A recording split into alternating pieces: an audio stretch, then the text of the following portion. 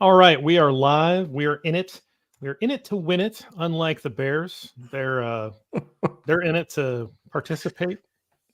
I don't Participation even. trophies right I now. don't even think they want a participation trophy at this point. I mean, they're playing for a white ribbon. That's all I'm saying. It's not pretty. Happy birthday, Ryan Poles. I think it's a birthday that he will never forget. It's not going to be. It's not what he wanted. I'm guessing. Right. I don't know Ryan Poles. I've met him, but I don't claim to know him. I can say with a fair degree of confidence, this is not what he wanted for his birthday. It's a birthday he'll never forget. That's true. All right. No messing around. I'm going to do a little intro here in a second to kick us off the podcast. Those of you that are joining us who would like to put a question in the comment field, please do so. We will field those all night. This is an Ask Me Anything event. If you're catching this on a replay on the YouTube and you'd like to participate in the future, either join us live, which we're going to go 8 Central every Wednesday night, or hit us up on Twitter at GridironBorn, at Football EJ. Send us your questions there. You can send them to us on the site too, but easiest way that we'll make sure we'll see it will be Twitter or on the live stream. So last week I did not. We just launched in last week. I didn't do a soft open. There's your soft open. Give you an idea of what we're doing, and then I will write down a timestamp and we will go. So welcome to Bears Over Beers. I'm Jeff Berckes. This is EJ Snyder. We're going to talk Chicago Bears football and some other stuff in this weekly show where you can ask us anything. So, EJ, how are you doing today? And I'm going to go out on a limb and say you're doing a little better than the birthday boy, Ryan Poles. I'm doing a lot better, I think, than birthday boy Ryan Poles. I would not. There are many days I would like to switch chairs with him. Today, he can have it. This is the stuff that GMs get paid big boy bucks for, and I want no part of it. So, yeah, my day has been better than that. It has been a little scrambled, as you can imagine. This is my second YouTube-ish event of the day. But yeah, I have gone straight to an iced shot of Lunazul clear tequila, which I will be following up with a Buena Vista salt and lime lager because it's a 250 kind of day. That kind of day. I agree. I do not have a beer with me, but I do have a very nice bottle that I'm breaking out. This is Peerless. This is single barrel. I think I talked about this in the last show, and we had a question about what was a good whiskey gift. This is the single barrel that I got, and I thought, you know what, I'm going to have that on the show. It's really good. So had a few out of this. I would say it's for special occasions, and there's not a more special occasion than the birthday of the general manager of your favorite football team, who went through it today. So I'm sure that he's having a bourbon, but for different reasons. So let's kick it off with a non-football question, because I'm sure we're going to get into some football. And I wanted to do a non-football question. And while we're on the topic of consumption, Curtis Rogers, the true Curtis on Twitter, says, what's your favorite meal or food for game days? He's a big homemade pizza guy, which thanks for the invite. I assume that that's an implicit invite for us to come over at any time for watching a game. But what's your kind of go-to, EJ? Right now, I have to say that courtesy of my lovely wife, Potbelly Deli, which is a sandwich place. Sure. And they have locations all over the place, but they put one in not super close. So it's an effort to go up and get sandwiches. And she's made that a special Sunday thing for the last couple of weeks. So we sort of put in our orders, and I don't know about you, I find their sandwiches really enjoyable. Some places in the country are blessed with lots of great sandwich places, and other places have less great sandwich places.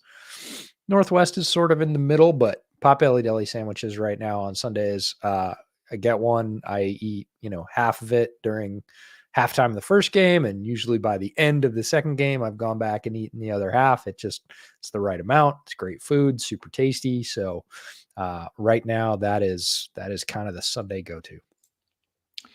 Yeah, I think for me, it's probably nachos. That's probably my favorite thing. I Ooh, also enjoy that as a post long run treat. So you got the kind yeah, of saltiness, and I mean, it's not good for you at all. But like, I feel like I can get away with it if I have just run 10 miles or something like that. So yeah, that's kind of they can kind of like go together, right? If I run a long run early Sunday morning, grab some nachos, watch some game, I think that really works. That's generally our go-to Super Bowl meal too, is we do like a 7-layer dip or a nacho, kind of depending, oh yeah, and we roll with like some wings. I'm married to a vegan, so they are vegan wings, but still, like those are good too. Nothing wrong sure, with that. yeah. So that's kind of where we're at. Let's get to a football question. Mike Smith, and you gotta admire a guy whose Twitter handle is Beer Me Smith, and he says, "When I look at tape reviews, I see tons of missed blocks and poorly run routes. Do you think Getsy has been making it too complex, considering the execution level?" He goes on to ask, like, if you simplify it, will it make it better or faster? So I'm curious what you're seeing with the Luke Getsy offense here. Well, we have to remember that offensive coordinator is up here in the hierarchy. They are responsible for the offensive game plan. There are lots of position coaches underneath them and specialist coaches.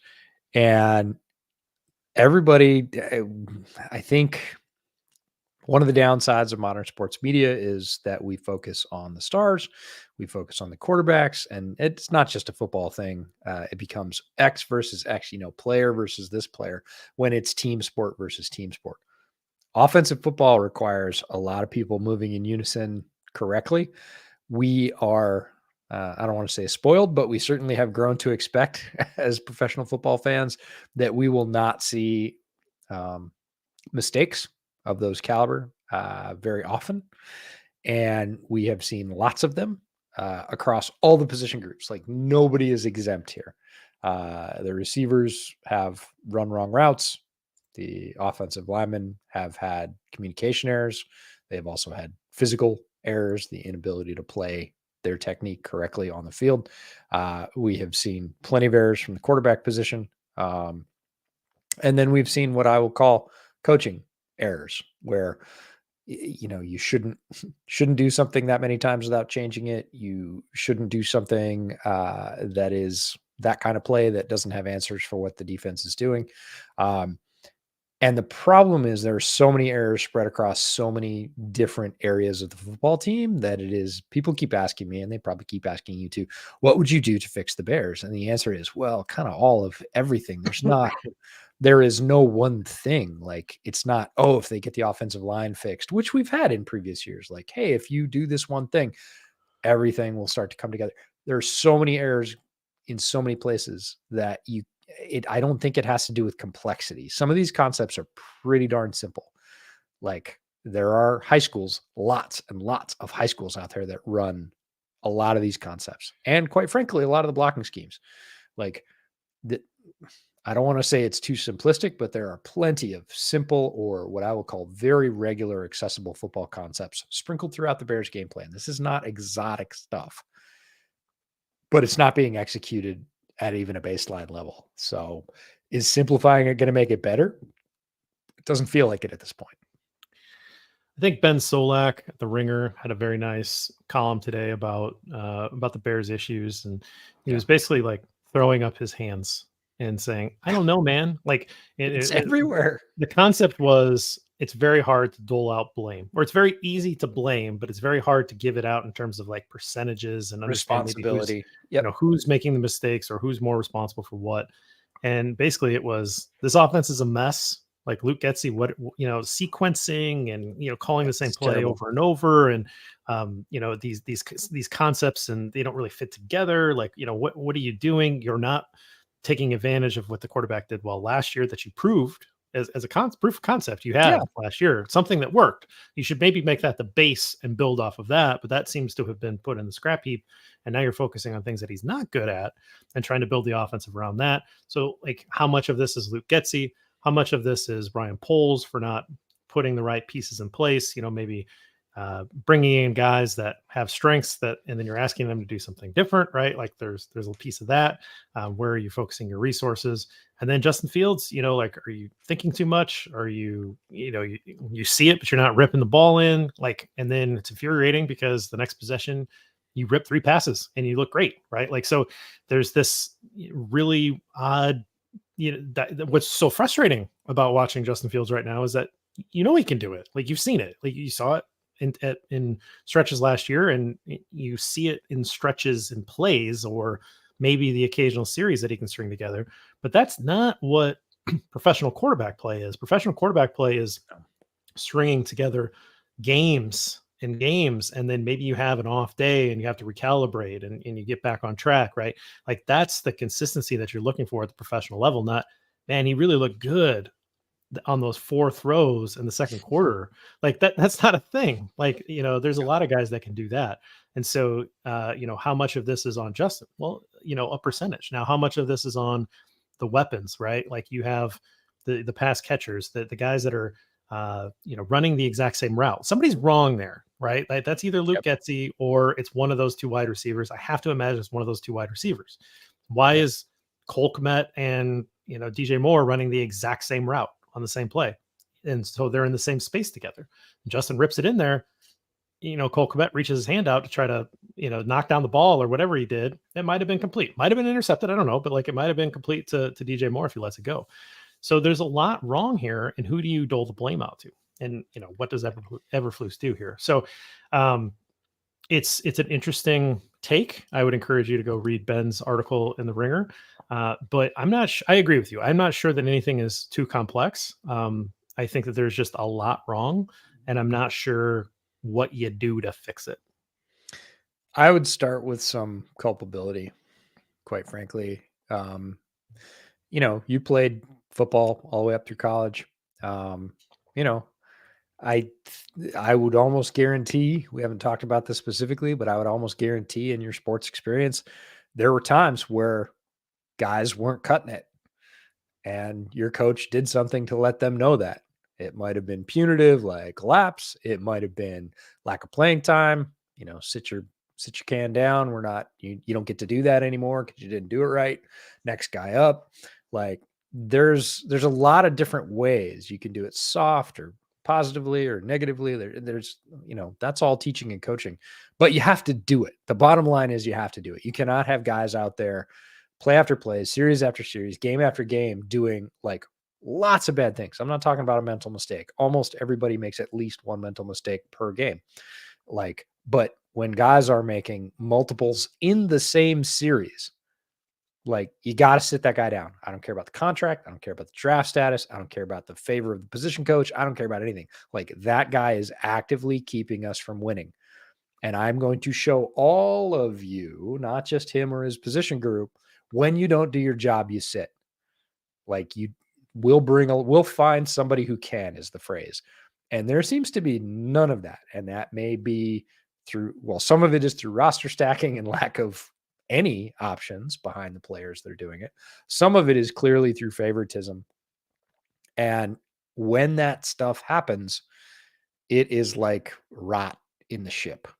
Any team I've ever been on where somebody keeps screwing up and the coach allows it and makes excuses for it, not only do they lose, the efficiency of that player doing their job on the field or the court, they also lose the sort of confidence of the rest of the team going, well, dude, he's out there doing the wrong thing all the time and he just keeps getting starts, keeps getting playing time. Like, what's my incentive to do well here? The meritocracy piece of this just goes away. And the NFL at its base is meritocracy. Do your job or get moved on because there's somebody else behind you that can. And when you don't do that for whatever reason across the board, like, nobody is missing playing time here. And multiple people should be missing playing time on both sides of the ball. And that really does fall on the coaches, not just the accountability, but also why are so many people missing so many assignments so often? That speaks to very poor coaching and control. And there's no answer for that. And if the coaches won't hold people accountable, then it's the GM's job. And if the GM's job won't do it, then it's the owner's job. Like, the buck stops somewhere. And right now the buck doesn't stop anywhere. People just keep screwing up. And that leads to what we're seeing on the field, which is a horrible, horrible football product. I went to 4 practices this summer. I went to 2 individual practices at House Hall, and then I went to 2 combined practices, the Colts facility. And the thing that I talked to Lester about, recapping those practices, we talked about how I think we used the word workmanlike, or like it was calmer. Like, that we were trying to phrase it in a way to kind of signal that it really lacked the intensity. And I think we were trying to spin it positively and say, like, okay, you're settling in, you kind of know what's what. But there wasn't really a lot of urgency. There wasn't a lot of intensity that you saw in the first year. Now, again, they didn't play good football in that first year, but there was an intensity to kind of set your agenda to try to figure, this hits philosophy. This is what we're all about. And I didn't see really any of that in year 2. And again, 4 practices, wasn't there for all of them. That's a pretty good chunk of the training camp. And it just felt a little flat. And they have come in the first 2 weeks and they look flat. I mean, they are dead on arrival flat. So Yeah. there's something more going on than just like, oh, it's bad play calling, or it's kind of everything right now. Like nothing really works. There's not guys working together to really bring this up. And I think it starts at the top. I'm not sure that Coach Eberflus is a rah-rah guy necessarily, but he's the CEO position, but he's not bringing, a scheme that guys are necessarily seeing to have success. They're one of the worst defenses in the league through 2 weeks. They were the worst defense in the league last year, right? So, you're just, what are you buying into, right? Like, what are you bringing that you're buying into? And it doesn't feel like either side of the ball is really buying into anything right now. I would completely agree. And again, you've been on teams. I've been on teams. You know what the language is when the team is not working out, to put it lightly. When a team is not playing as a team, not having success, we're seeing all those things on the field. A typical one right now is wide receivers throwing their hands up with the times they don't run the same route and they're wide open. I mean, as open as you're ever going to see. And nobody's even looking at them because the play is already broken down or the blocking's gone, or Justin's looking right at him and he won't cut it loose. And guys are like throwing their hand up. And I'm not talking like I beat my guy, what's typically called the mailbox, right? You flag your hand and like, I got it. Like, I'm free. Hit me now. Like guys standing in the middle, like clapping. That's when wide receivers are doing that. Like typically professional wide receivers are not doing that. When wide receivers are doing that, it is to bring attention to the fact that they have done their job and they are wide open, probably not for the first time. This is not something that a professional wide receiver is going to do on the first go. This is the 3rd or 4th time that they've run their route. They're wide open. Nobody's looking at them. It's a gain. It's something that can help move the team. And they're going to start to show that frustration. And when they show that openly, they're fully aware that everybody's watching. There's a million camera angles, that it's all in 4K, and that people are going to see them jumping up and down, having a hissy fit. Like, that is not professional behavior for athletes, in my opinion. When that is already occurring on the field, and it was happening in week 1. We saw it in week 1. Week 2, we saw more of it. We saw DJ Moore get into the act this week, who, again, I consider him a very professional wide receiver based on the length of his career and his composure in not great situations in Carolina, right? In week 2, he's on the field like, yo, come on. When that's already showing at that sort of public level, that might not seem like a big deal to a lot of people. That is a huge deal. You are seeing it on the offensive line with guys just absolutely olaying blocks and then kind of like already reaching to pick up Justin before he gets sacked. Like, that is so cart before the horse. You understand that as an offensive lineman. I think fans understand that. Defensive secondary folks, like, come on. Like, that was your guy. You're seeing it everywhere. It's not just one unit. And it's week 2. Like, This is normally like back third of the season. Our quarterback got hurt. We're not going to win the division. We know we're just playing out the string and people are getting frustrated. But even then, usually young guys are kind of stepping up going, hey, I'm going to get some playing time. This is my resume. Like, still that professional composure gets maintained. It's gone. Like, it was never there. It was happening in week 1. That's terrifying. I saw Andrew in the comments said terrifying. Like, That's terrifying stuff. And then it's all over the team. Like, what do you save at that point? Nobody's buying in. There isn't like, oh, this is one bad apple, the typical phrase. If we get him out of here, we'll have a professional composure in the locker room. Like, I don't see any of that. And I don't see a quick way to it either.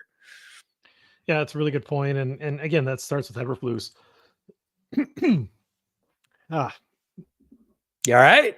yeah, just got a little in my throat there. So I got a question from the comments here from Quasar. Would y'all take 10-1 odds that Flus brings a blitz on more than 10% of plays? No one is getting home. On the year, yeah, I'll take your money. Bears have a 17% blitz rate right now. I will gladly take your money at a 10-1 rate. Below 10% would be incredibly, incredibly low. Now, they are way too low given that they don't have a good front four. And so, I mean, the question is in the right spirit, in that there needs to be a higher blitz rate because you don't have the dudes up front to just win with four, right? So their blitz rate through 2 games is 17.9%. That's really low. One of the lowest rates in the league. The only teams that are lower so far are the Bills. Bills can get away with that. They're fine. The Colts, which I don't know, you tell me. Well, that's not great given, Right. given the Yeah. lineage of the current coaching staff. Yeah, and where they came from, and that is it. That's the only one that I can Yeah. see off the top. Tennessee's about the same, which again, Tennessee can do. They're fine up front too. So, even teams like the Eagles, 20%, which is about the same. That's what I would expect the blitz rate for a really good defensive front team, right? Where you don't have to bring anything else, right? And what I saw at least a little bit more of in week 2 was I started to see a few more stunts up front. So it wasn't necessarily bringing an extra guy, but it was starting to play twists and games with your front four. And so just something different. Like week 1, I felt like it was all just 4 guys go and you're one-on-one or you're going to get double teamed and just try to beat your guy. There's just no creativity. There's just nothing. Everything was just super simple, and they made it as easy as possible on Jordan Love. There's just no confusion. You just can't do that. You just can't do that. But through 2 weeks, I think there's only 1 sack. Can't do that either. So you got to find a way to bring pressure. And I think that you've proven through the first 2 weeks that it's not just going to happen if you're down 4. No, you do not have the horses. And there's a couple things about you don't have the horses that that really have troubled me throughout the week, and especially today it really started to come home. When you take an objective look at this roster and like who's doing it in terms of who's performing, again, that's a very tough assessment because if the quarterback isn't seeing the field, you're not going to know whether receivers would be winning because they're not getting the ball thrown to them. So it's a cascade effect that can make assessment very difficult. But like offensive line, just not enough. We were a bit surprised. I would say a lot surprised in the offseason when the Bears didn't address the center position. That meant they were fairly sure, felt confident about what they had, quote unquote, in the barn, to go back to the horse bit. They were wrong. Like Lucas Patrick was not good enough last year when he was on the field. He's been terrible this year. Snaps are spraying all over the place. He's not winning his blocking assignments. He's certainly not getting any movement in the run game. I would call him a minus. If we're grading pluses and minuses, like I would call him a minus. Whitehair is cooked. Like he looks like he's been declining for a couple of years. I was hoping for a rebound, health. You never know with a guy. I mean, Quentin Nelson was cooked last year. He was bad. He was objectively awful. He's back. And I was hoping, to a lesser extent that Cody Whitehair would be the same thing. Like he's not, he's reaching, his sets aren't great. He's getting beat with regularity. He's sometimes getting movement in the run game, but like not regularly. Right guard, you've had a guy you signed. He hasn't been around. When he was around, he had some very good reps in the run game.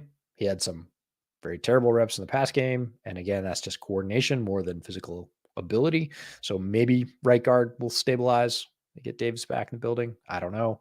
Right tackle, first round pick. He's a young guy, showed some flashes. He's getting beat, but like, again, he should be getting help from the other 4 guys. And instead he's pretty much running for his life by himself. And then left tackle, you had a promising young left tackle who did not play great to start the year, but now is on IR. You're already to, you expected to have Tevin Jenkins. Like the core basis of this line, like, is crushed, and it's week 2, and there aren't any, like, besides Tevin coming back, which could maybe stabilize your interior core a bit. Like, that's it. That's all you're getting. You're already losing guys, like, for at least 4 weeks, if not longer.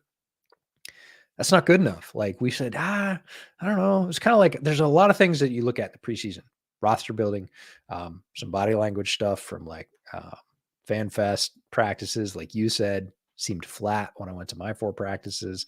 And we all kind of went, yeah, but it's better. It's better. It's better. And now as we look at it kind of starkly 2 weeks in, objectively, it doesn't look better. The receiving core looks like it's still undermanned. The offensive line is crushed. The defensive line doesn't have the dudes. Like, your linebackers look pretty good. Your secondary, if they could stay healthy, has enough dudes. Your running back room looks pretty good. Quarterback is a huge question mark. Tight end is a non-starter, in my opinion. Like, Cole Kmet is a serious liability on the field right now, both blocking and receiving. And you just look at how many position groups, like, you would say, I would take this group versus not any other group in the league, but, an average group in the league. I would take the average group in the league over 80% of the Bears position groups right now. Yeah, not running back, but other than that, Yeah, running back, maybe secondary, linebacker is a possible, but other than that, like, right. You are wildly undermanned. Yeah. Like, yeah. I mean, I think that their wide receivers, you could make an argument, are around the average mark. So it may not be that much of an upgrade, but that's because you have DJ Moore, who I really like, and he's a good number 1. And I think Mooney's a good number 2, right? So that's a pretty good start. But yeah, I get what you're saying. Let's move on to this one before we take a break. Because this one's always fun. This is always a fun one. What player from Bears history would you slot into the current roster to make the most impact in turning the season around? I only get one, because it's going to take a lot more than one. Yeah, it's going to take more than one for sure. How about I one love offense, this question. one defense? Yeah, I saw this question when it came in, and I immediately kind of had a reflex bounce answer, and then I was like, no. And same as you, I was like, well, I could do it here, or I could do it here. It could do it. Like, there's no shortage of places where a star, Bears player from a previous era would not help here. I don't know, one offense, one defense. That'll make it easier, but not easy. For this defense, at least on paper, and it's very difficult because we're not seeing on field what they think of it on paper. Prime Tommy Harris, like, super healthy Tommy Harris. Like, I just thought yesterday, I thought, it was 2 days ago, actually, because I was watching a Steelers game, and I was like, what if Larry Ogunjobi had worked out? Like, what if he hadn't failed the medical? Like, it just feels like that was their very first move. It was their spotlight. They wanted it. It was the important position, obviously, in their defense. It didn't work out. And then it just feels like kind of everything after that has been a bad second effort pivot. But a very dominant 3-tech is supposed to drive this defense. Like, a lot of opportunities in this defense get funneled towards that position. And a prime, first couple of years pre-injury Tommy Harris would be making a big difference on that. Hey, you're lining up 4. He's going to win a bunch of those and probably eventually draw double teams. So my first gut instinct, we'll complete the defense thought and we'll move to offense. My first gut instinct thought was Tommy Harris, because of just that, right? Like that 3-tech technique, and he's going to get off the line quick. Tommy Harris was the man at time in the snap. He was in the backfield before, the running back would take the snap sometimes. He was great at that. And then I thought, and I love Tommy Harris. Tommy Harris was a cool guy. I can still remember the draft night, like the suit he's wearing. He's wearing sunglasses, like, cool customer, right? I don't know that they need cool customer. I think they need someone who's going to knock helmets together. And so I'm going to go back a little further, and I am going to give a shout to one Mr. Mongo, Steve McMichael. Yep. And I'm going to say that you need somebody who is just going to just put that team and just like get them jacked up every week, right? So, we all know Mongo's health right now. We know that he is a finalist from the senior committee to make the Hall of Fame. So he's back in the news here. He's going to make the Hall of Fame. Like that's now just like a yes vote from the committee. So he's going to finally get his due. He is a Hall of Fame player, always has been. It took a long time for some reason for him to get into there officially, but this is a Hall of Fame defensive lineman, but I want him for the attitude more than anything. And obviously an incredible player, a guy that can get interior pressure, something that is now being appreciated and maybe wasn't as appreciated back then, but is now like super important. I just think that his mentality is what this team needs. No, I would agree. He came to mind as well, and moreover, this sort of concept that you got to secondarily was the first thing that came into mind. And if we're talking about offense, the first guy I thought of was Walter Payton because he's my favorite football player of all time. He's also a guy that can give you a bunch of different roles. He was good at everything he did, but it was more so he is not going to let you be not excellent. Like that is not going to be acceptable effort. You're not going to get stuff like what Chase Claypool did in week 1. That's not going to fly. Like Walter's going to fix that in the locker room. He's going to go up to that guy and go, "What are you doing? This is the greatest job in the world. What are you doing?" And, he's going to have, again, the accountability. So I was thinking about that, but I pivoted to a more practical answer, which is Jay Hilgenberg. Like, and we are still on the same page, by the way. Let's just start with the middle of the line and go. We'll have something. We'll have one guy out of 5 that knows what the hell's going on and can handle his own assignments. Let's go with Jay Hilgenberg. All right. So, my first instinct was to talk about Olin, right? Because you get that attitude. Yep. And there is a guy from way back. So if you want the history machine, which I'll give you, the guy from way back in the 20s, who's in the Hall of Fame. So you have to like use your imagination that this guy could, come forward and, you have modern health and nutrition and be a good football player and all that kind of stuff. His name is George Trafton. George Trafton was one of the most interesting characters in Bears history. At one point, he picked a fight with the White Sox first baseman, and they like made it like a boxing match, and he knocked him out. And then he actually got to fight a professional fight at some point, and he got knocked out by a professional boxer. And then they like took his card because he was knocked out too fast. Like you're not a boxer. You need to you're a stay out of the ring. palooka. But he was like this brawler, right? And so again, Yeah. kind of that mentality of wanting that Olin Kreutz. I want somebody who's going to get these guys going on offense, on defense. And so if I can I don't need just skill, right? Like I think Jimbo Covert, amazing guy. That would have been an interesting answer, particularly with the news with Braxton Jones going on IR. Get your Hall of Fame left tackle. That's a really smart team building move. Right now, I need energy. Right now, I need guys that are going to crack each other and make them accountable. And so one of those centers, you want to say Bulldog Turner, you want to say George Trafton, you want to say Jay Hilgenberg, who's an incredible good player from his era. You want to say Olin Kreutz, also, a second team all decade center. Like Bears have an amazing center history. And when those centers have been in place, there have been some pretty good teams. And I think it's because that center is a leader on that football field. So I think we are totally on the same page with that question. We're going to hit a quick break here so that we can have somebody pay for this bourbon on the other side of this. We'll get into more of your questions. All right, EJ. So I've got one from Oak Lightning, who I think is a longtime WCGer. I've seen this name quite a bit. He asked, did Ryan Poles not do enough this offseason in order to build around Fields? And then his secondary question is, could it be he's not all in on Fields and maybe Eberflus as well? So let's deal with those one at a time. Did he not do enough this offseason to build around Justin Fields? I saw an interesting tweet yesterday, and that I concentrate a lot on the draft, but I also am very interested in team building in all its facets, free agency, trades, draft, whatever.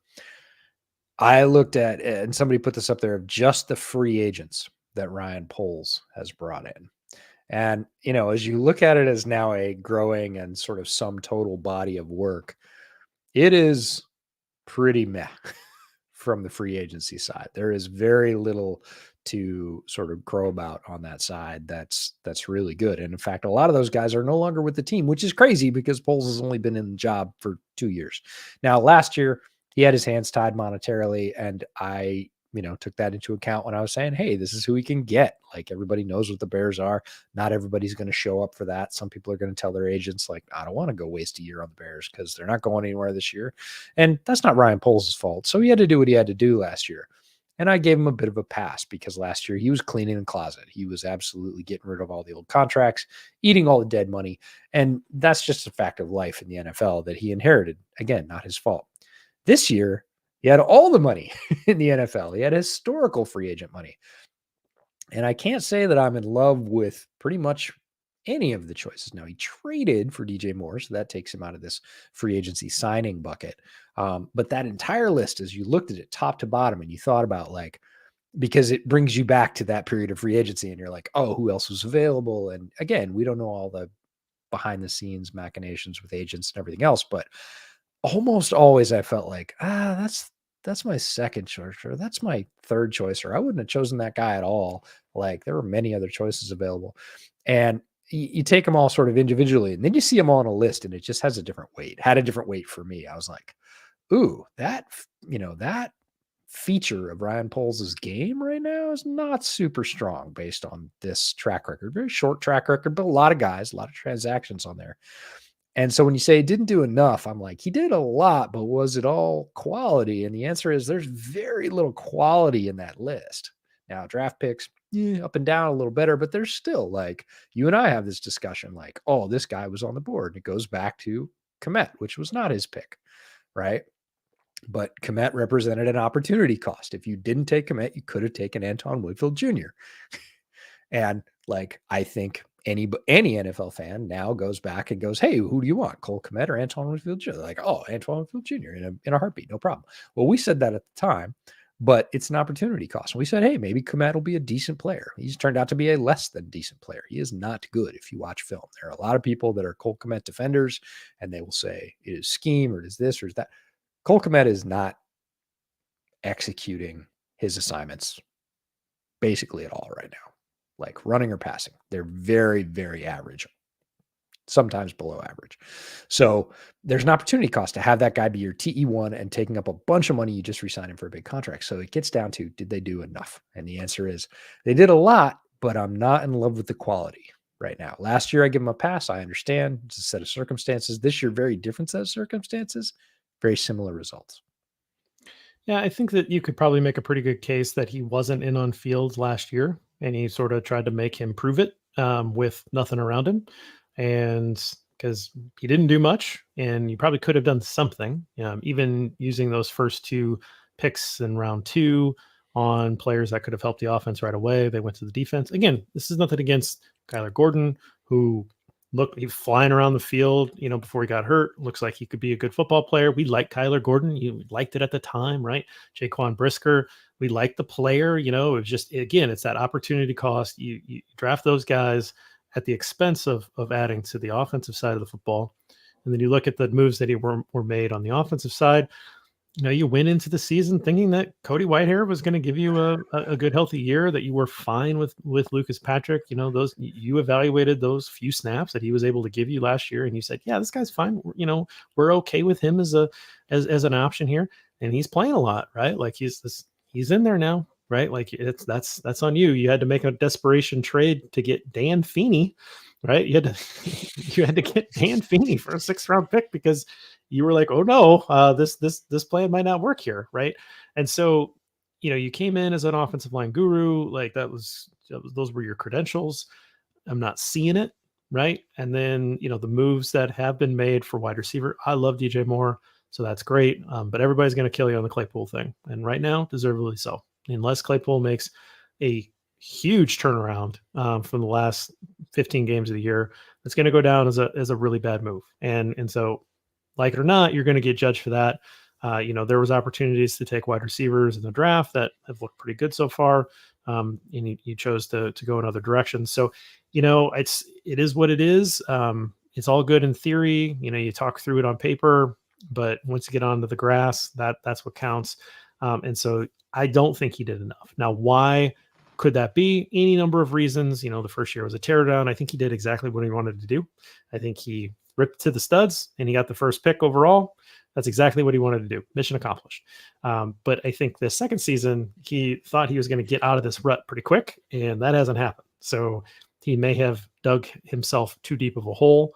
I don't know if it's not that he's not all in on Fields now, because I think that decision to be made for that was in April or May or whatever the draft was. Yeah, Yeah. because you had the first pick and you traded it before that. But like that's when you make that decision, right? That was, you now own Justin Fields and what he does for you after this. This whole idea that, well, every GM will get to draft their own first round quarterback. He had, this is it. Like, he got to pick him. He could have said, you know what? We love Justin, but we really want to reset the quarterback clock here. We have the number one pick. We really like Bryce Young. We really like CJ Stroud. Whatever the case is, and you say we're sticking and picking, and we're going to take our guy and we're going to reset. Best of luck to Justin. We're going to move him somewhere where he can get a chance, right? No, you stuck with it, and now you own this, right? And so I don't know that it's because you're not all in on Justin Fields. The whole Eberflus thing, like, you hired him. Like, I don't know how you can't be all in on you. Poles has to own Matt Eberflus because he came in with him. So he might get to pick another coach, but he has to own who Matt Eberflus is. No, I fully agree. And Chicago has a thing with coaches, certainly in my more recent lifetime, where they just want the safe coach. And the safe coach isn't like, when John Fox came in, they needed a safe coach. They were trying to put out the fire of Trestman, which I got to say, I've been having a lot of flashbacks to the end of the Trestman era. Like, the Claypool apology to the locker room in week 1 felt very much like I was watching a replay of Aaron Kromer, the offensive line coach, very good offensive line coach who has gone on to have multiple high-profile jobs and currently is employed by a very good organization in the NFL right now. But at the end, like, Kromer threw up his hands and said, "This is nuts. I can't do my job. Everybody is flailing." And all the coaches said, "Hey, you don't say that." And he was basically spanked in public and made to apologize to everybody and kind of run out of town tarred and feathered. But I felt very much like, oh, this is the Kromer incident being repeated with a player. That's not great. And then, Justin walking his comments back today after his explosive press conference, which we haven't even talked about. How crazy is that we're half an hour into Bears Over Beers on the day it happened, and we haven't even mentioned the fact that the starting quarterback sat down and said, "Yo, this is bad. I'm not doing it anymore." This is all paraphrasing, but like, "I'm going to do what I need to do because I'm not going down with this particular ship." Like, that's startling stuff. And we haven't even mentioned it today because of all the other stuff. So. Yeah. I mean, obviously we're trying to not talk about the super obvious thing because we can't. But I saw that in the comments, Shauna Jackson here, hanging out with us on YouTube, and in the comments, very passionately in the comments, going back and forth here. But, she brought this up about Fields calling out the coaching, but he better step up and play with no more excuses, which, yeah, I mean, I certainly thought that Justin seemed very open and honest in that moment. I loved it. I loved hearing it.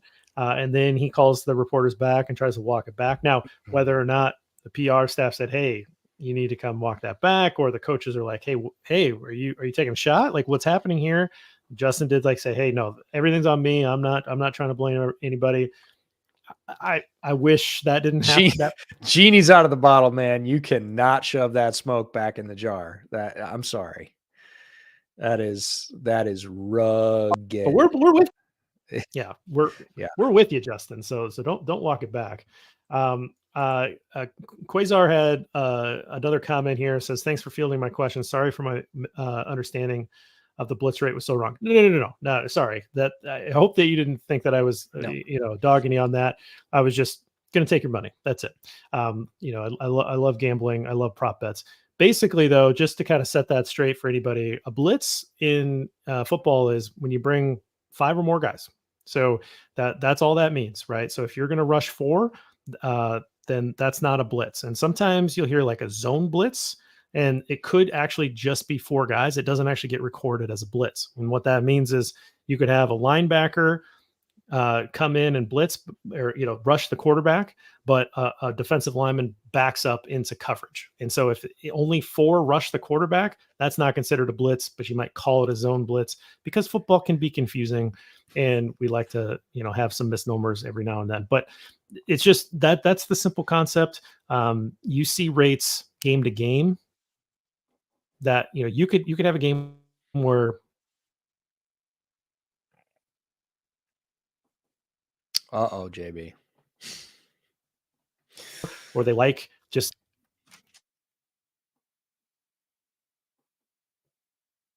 I don't know if everybody else is losing JB, but I'm losing JB. He's getting real stop motion animation. I know he's been struggling with internet a little bit.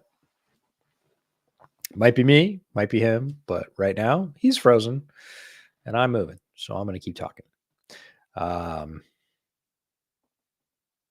Shauna brought up the point that it's very easy to lose track. Oh, you're back. Just keep going, man. You're gonna have to. I did. I don't know why that's happening to me lately. And that's sorry, all right. my internet is not great. It's okay. I was just picking up Shauna's question or Shauna's statement actually, that I think is a good one. Is that it's very easy when there's this many things wrong to say, oh, who's at fault? Like one person is at fault. And we addressed this a little bit at the top of the show. It is very difficult to assign fault right now because there's so many faults all over the place. And this is really a both things are true type of thing. When people are saying, is it Getsy or is it Fields? The answer is yes. Like Getsy has done some good things where he has put out concepts and the wide receivers have run them and they have been wide open. Like he has done his job as an offensive coordinator, and Justin hasn't hit him, and that's on Justin. And then there are times where Getsy has done stuff that is really poor, like poor situationally, poor from a design standpoint, poor whatever. And again, we don't know if people are not running the right routes or he designed them that way and they just look terrible. So there's plenty of blame to spread around here, and both parties are at fault. Getsy has done some ostensibly horrible things, and Justin has been bad. Like there's no other way to say that. He is not playing at the level of a professional quarterback right now. He is below that. He is leaving plays on the field. He is what I'll call short selling plays, which is hitting a check down when you have a wide open throw at a mid or medium distance. And it kind of hides the fact like, oh, it was a completion and he picked up 3 or 4 yards. Well, yeah, but he left 12 on the field. Like the guy was wide ass open at 12 yards and he didn't hit him. And so there's plenty of blame to spread around. They both have been bad. They both need to get better. Like, again, one of them getting better is not going to help a lot. Both of them getting better might help some. But without that, short of that, like you're not going to see the kind of improvement you want to see. Derek in the comment section says Hallis Hall is trying to silence JB. Not the first time, Derek. Would not be the first time. Oh man, Hallis Hall is trying to they're in big time sweeping under the rug mode today. We'll see how that all works out. We'll see how that works out for them. Yeah, we'll see how that all works out. Neither JB or I predict well, but we're not going to know. We're not going to know all the details, which is the other reason we're not talking about this is because like everybody's hot about it right now. We get it. Yep. We don't know. And somebody got on me this morning and said, well, you should say this. And the situation changed 2 hours later. And I was like, now I would be issuing a retraction if I had done that. I just didn't say anything about it because I don't know anything about it. And if you know the show, we're going to wait. We're going to take the facts in. We're going to assess them. And then we're going to call it like we see it. We are going to do that. We always do that for you. That's something we founded this show on and that we will continue to do. But we can't do that right now because we don't know what's what.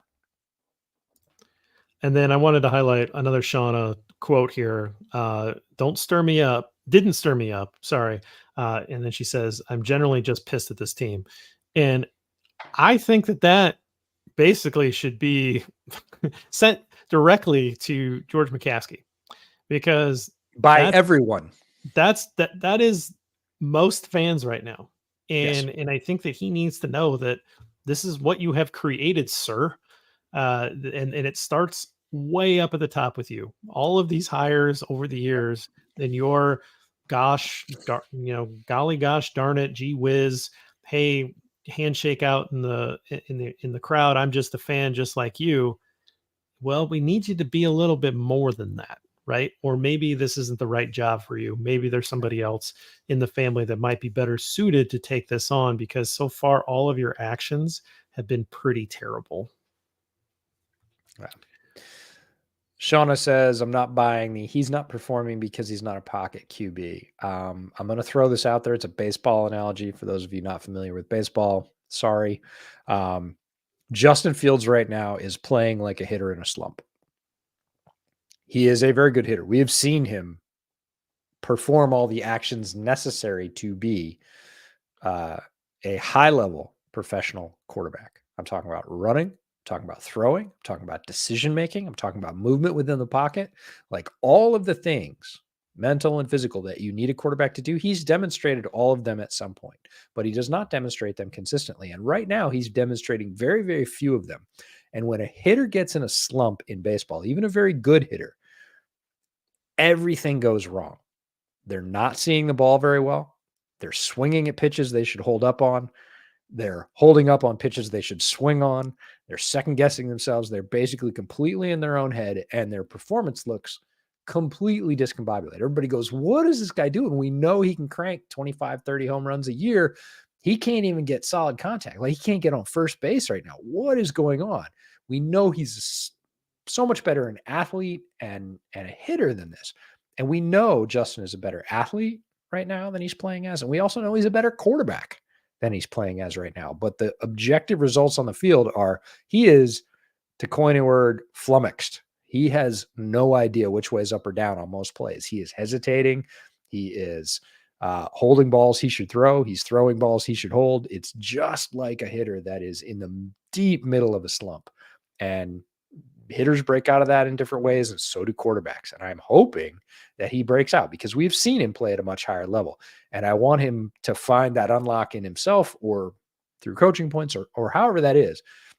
It's different for everybody, but we know he's better than this. Like, and we all wanted to see like how good that is, because that was the question we were supposed to answer this year. We're not going to get an answer to that question in the current state. It's not until some of those fixes are applied, because right now it's just all bad. Like, there's so little good in his game. Let me continue your baseball talk. And I'm going to go a little baseball stat. All right. And let me ask you a question. Do you know what OPS is? Mm-hmm.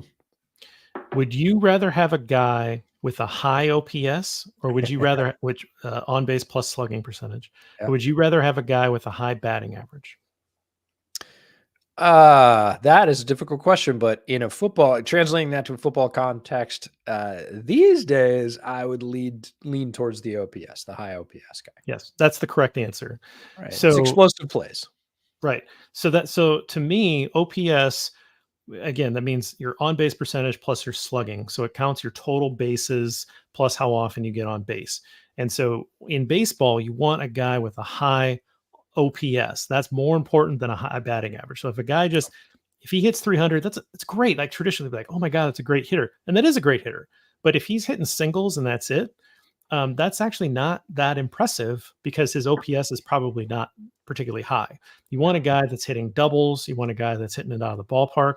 And then overall, when you look at that, that's a bigger impact on the game. And I think that there is something there. Maybe I need to sit down and I need to create some kind of formula or something that says, here, this is the OPS for quarterbacks. This is how many explosive plays this guy creates. These are the big passes. These are the big chunk runs that he can create. This is what this guy can do that is way, better than just the guy that, can just hit short passes with high frequency, right? That's the high batting average. There's nothing wrong with it, right? I mean, you can win a lot of games, particularly if you have a lot of good players. If you have a high batting average quarterback, you're just a guy that's just hitting the short routes and playing on time. That's not Justin Fields. I mean, maybe he could get there in some alternative universe and teach himself all that, but that is clearly not what he is. He is a high OPS guy, right? So you're basically asking Aaron Judge or Shohei Ohtani or one of these great power hitters, you're asking them, hey, we don't actually really want you to clear the fence here. Like, can you just try to just poke the ball into left field and just get on base? That's what we're looking for. And so you're trying to take that guy's best asset away from him. And I just don't think that that works. It's just not very smart. You have a high OPS player. Use that. Use that to your advantage. Take the ball long. Let him break off chunk runs, right? Like build the offense out of that. You have a power hitter, and taking that club out of his hand is only doing you a disservice. So for me, that's what I think is just wrong with this, is that we took the guy that has a particularly set of tools that could be special, but you're trying to make him into something else. Yeah, there's two things about that. Your batting average analogy is Russell Wilson from week 1. He completed 27 passes for 177 yards. Like almost 30 balls completed for sub 200 yards. That's Like nothing. Right. Yeah. that That's is not great. that That's is not helping you not, win. for the most part, moving the needle. He did score 2 touchdowns, so that leans more towards your OPS. The second is, what the hell is Greg Roman doing right now? And is he friends with Luke Getsy? Because the really good thing about Greg Roman is his running concepts, and in particular, his power quarterback running concepts. That's what made Lamar Jackson so dangerous the last 3 years, is QB power run correctly when the Ravens did it with Lamar was basically unstoppable. And Justin is equal to Lamar in a lot of quarterback running categories, which is astounding because Lamar is an exceptional runner, but he is more elusive. Justin has more power and I would say more flat out speed. So you start running QB power effectively with Justin Fields, like on a regular basis, like you're going to put the fear of God in some defenses because it's not going to be stoppable. Then, yes, you sprinkle in those higher OPS passes, and that's the basis for a real offense. So don't let Greg Roman touch the passing game. I will never say that, but bring him in as a run consultant and say, hey, how did you do all that great stuff with Lamar? Because we need to institute that, because we've got a gold nugget here in terms of quarterback running. Like, this is one of the all-time great quarterback runners. We need to run him 8 or 9 times a game. And people say, oh, the hits would, you got to find out at this point. Like, you got to see if he can hold up through that. Yep. I wanted to make sure we got this one in the show because I feel like you have an answer. And so this is Oh from yeah, I do actually. Juan Gan 1105, and he says, "What's your favorite Scorsese movie?" And I asked back on Twitter, I said, producer or director? Because if you're not familiar with Martin Scorsese, he has extensive credits as a producer and a director, and also as an actor. He has like 28 films he's acted in. So lots and lots of choices here, and I wanted to narrow it down. This was just me trying to not have to do the entire catalog. I don't know how you answered this question, but I just scrolled through until I found a movie that I stopped on that I said, if that was on, I would stop what I was doing, watch it right now, no matter what. And for me, that's Color of Money. Paul Newman, Wow. Tom Cruise. I love that film. If you've not seen it, it has a particular aesthetic. People are going to say, oh, Goodfellas and Casino. Yes, and yes, and yes. Again, there's no right answer here. There are a lot It's of your great favorite. films. There's no right or wrong answer. Yeah. And I got to I looked at Casino. I was like, that's a great film. I love that film. Goodfellas, great film. Love that film. Gangs of New York. Like there's a lot of great films in there. And I was like, great. But I was like, Color Money, done. Because the answer was, by the way, not producer, director. I was looking for a Scorsese directed picture for the answer to this question. For me, I got to Color Money and stopped. I was like, Color Money. That's interesting. Originally I would have said Goodfellas. That was the one that was like the obvious one. And I think that's probably the one that I have seen the most. That's also because I just had like a longer relationship with it.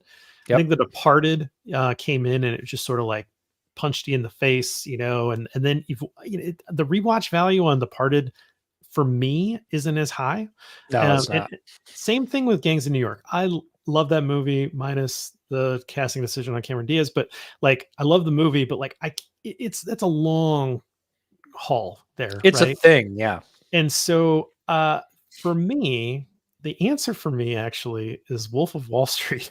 Yeah, I saw that on there and I was like, in terms of pure fun, it's fun, man. That is a fun movie. It's messed up, but it's fun. And then once you realize kind of what he's doing, I mean, it's a masterful directing I mean, it's a masterpiece, really. Like he really does sort of take you through, and you don't know what's BS and what's real and all this, but if that movie's on, like I'm in a hotel and I'm talking Yeah. through an HBO, and that's on, yep, that's what I'm doing. How much is left? Oh, an hour and a half. All right, this is what I'm doing the I'm next in. hour and a Yep. half, right? Yeah. So that's a pretty good measure. And that movie I have seen quite a bit since it's come out. So that is actually my answer is Wolf of Wall Street. Yeah, I see Taxi Driver and Raging Bull. Of course, like again, Good movies. when you get someone, I mean, look, he's a towering figure in Hollywood. Scorsese, again, producer, director, actor, career spanning decades and decades, quality in every one of them. It's not like he started off on a hot streak and then tailed off, or vice versa. Like he has done. There was all kinds of documentaries in there that I haven't watched, and it was really fun to look through the whole list to go, damn, this is just a super productive, creative guy who has produced quality all over the board. Absolute legend. So again, there's no right answer. You can never include all the quality stuff. You can never satisfy everybody, but I just looked for a film that he directed that I was like, and I hadn't rewatched Color of Money in a long time. And I rewatched it. I think it was last year. I sat down. I was like, oh yeah. And I rewatched it. And I was like, damn, the tone. There are a couple movies that tone is just so clearly struck throughout the whole thing. And the tone of Color of Money is one. Not a film he did, but Hell or High Water is another tone movie for me, where they were going for a particular sort of aesthetic and they just nailed it all the way through. I was like, we could talk Coen Brothers sometime, right? Yeah. Like, Yep. do you For want to talk sure. about that? So we're at an hour. I think that's a pretty good place to cap a podcast. And so I wanted to get out of there with a fun one. Yep. If we didn't get to your question, some of them I think can roll over. All right. It's a long season, guys. We'll we'll deal with them one at a time. I know it was a crazy day of news and everything. Hopefully you guys understand what we can and can't talk about and what we're choosing to discuss, but we'll try to keep it fun, keep it to football. We didn't even talk about the Chiefs because I think we know that one's going to be pretty tough. So it's gonna be a rough game. We'll do our best to recap that one next week and move on to a game that we think might potentially be a little closer, which would be against the Broncos, who haven't won a game yet either. So thanks for joining us. EJ, anything final thoughts before we get out of here? No, I've decided that I might go see Panthers Seahawks like in person because it's the same time slot as the Bears, and then I'll have a really good excuse to not watch the Bears game and be like, hey, I was at Lumen Field. Sorry, I didn't see it. What happened? Even though knowing full well probably what happened. I'm taking the Seahawks in Survivor this week, so you can be my proxy to cheer for them and make sure that they, it gives me something to cheer for, because of course we want the Panthers to lose as many games as possible this year. So, all right, guys, we'll get out of here. Thank you so much for joining us. Thanks for joining us live. Thanks for joining us whenever you're watching this or listening to it. And until next week, bear down.